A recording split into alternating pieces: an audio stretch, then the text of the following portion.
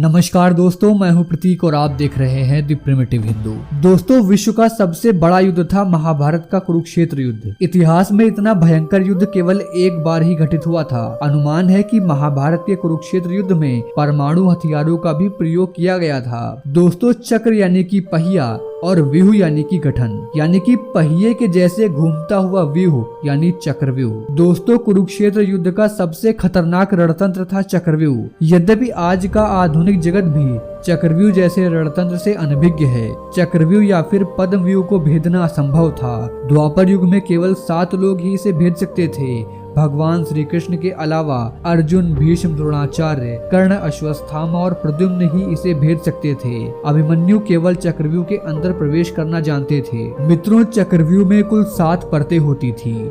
सबसे अंदरूनी परत में सबसे शौर्यवान सैनिक तैनात होते थे। यह परत इस प्रकार बनाए जाते थे कि बाहरी परत के सैनिकों के अंदर की परत के सैनिक शारीरिक और मानसिक रूप से ज्यादा शक्तिशाली होते थे। सबसे बाहरी परत में पैदल सैन्य के सैनिक तैनात हुआ करते थे। अंदरूनी परत में अस्त्र शस्त्र से सुसज्जित हथियारों की सेना हुआ करती थी। चक्रव्यूह की रचना एक भूल भुलैया की तरह होती थी, जिसमें एक बार शत्रु फंस गया तो वह घनचक्कर बन जाता था। मित्रों, चक्रव्यूह में हर परत की सेना घड़ी के कांटे के जैसे ही हर पल घूमती रहती थी। इससे चक्रव्यूह के अंदर प्रवेश करने वाला व्यक्ति अंदर ही खो जाता था और बाहर जाने का रास्ता भूल जाता था। मित्रों, महाभारत में व्यूह की रचना गुरु द्रोण ही करते थे। चक्रव्यूह को युग का सबसे सर्वश्रेष्ठ सैन्य दलदल माना जाता था। इस व्यूह का गठन युधिष्ठिर को बंदी बनाने के लिए किया गया था। माना जाता है कि 48 × 128 किलोमीटर के वर्ग क्षेत्रफल में कुरुक्षेत्र नामक जगह पर युद्ध हुआ था, जिसमें भाग लेने वाले सैनिकों की संख्या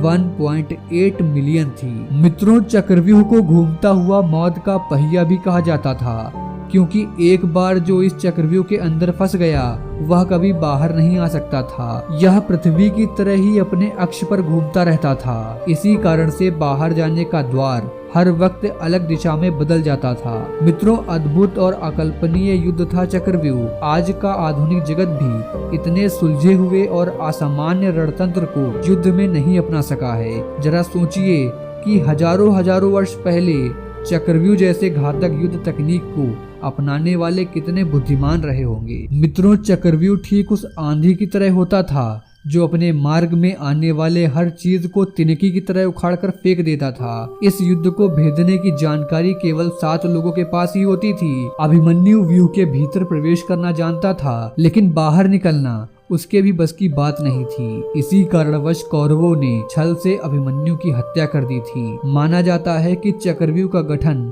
शत्रु सैन्य को मनोवैज्ञानिक और मानसिक रूप से इतना जर्जर बनाता था कि वह एक ही पल में हजारों शत्रु सैनिक प्राण त्याग देते थे। दोस्तों, कृष्ण, अर्जुन, भीष्म, द्रोणाचार्य, कर्ण, अश्वत्थामा और प्रद्युम्न के अलावा चक्रव्यूह से बाहर आने की रणनीति किसी के पास नहीं थी। दोस्तों, आपको जानकर आश्चर्य होगा कि संगीत या शंख के नाद के अनुसार ही चक्रव्यूह के सैनिक अपनी स्थिति को बदलते थे। कोई भी सेनापति या सैनिक अपनी मर्जी से अपनी स्थिति को नहीं बदलता था। अद्भुत, अकल्पनीय। दोस्तों, सदियों पूर्व ही इतने वैज्ञानिक रीति से अनुशासित रणनीति का गठन करना सामान्य विषय नहीं है। महाभारत के युद्ध में कुल 3 बार चक्रव्यूह का गठन किया गया था, जिनमें से एक में अभिमन्यु की मृत्यु हो गई थी। केवल अर्जुन ने कृष्ण की कृपा से चक्रव्यूह को भेद कर जयद्रथ का वध किया था। हमें गर्व होना चाहिए कि हम उस देश के वासी हैं जिस देश में सदियों पूर्व के विज्ञान और तकनीकी का अद्भुत निदर्शन देखने को मिलता है। निसंदेह चक्रव्यूह ना भूतो ना भविष्यति युद्ध तकनीक था, यानी ना भूतकाल में किसी ने देखा और ना भविष्य में कोई इसे देख पाएगा। मित्रों, मध्य प्रदेश के एक स्थान और कर्नाटक के शिव मंदिर में आज भी चक्रव्यूह बना हुआ है। आप इंटरनेट पर इसे खोज सकते हैं। और आज की वीडियो के बारे में आपकी क्या राय है, हमें नीचे कमेंट करके जरूर बताइए। मिलते हैं आपसे अगली वीडियो में एक नए टॉपिक के साथ। जय हिंद, जय भारत, वंदे मातरम।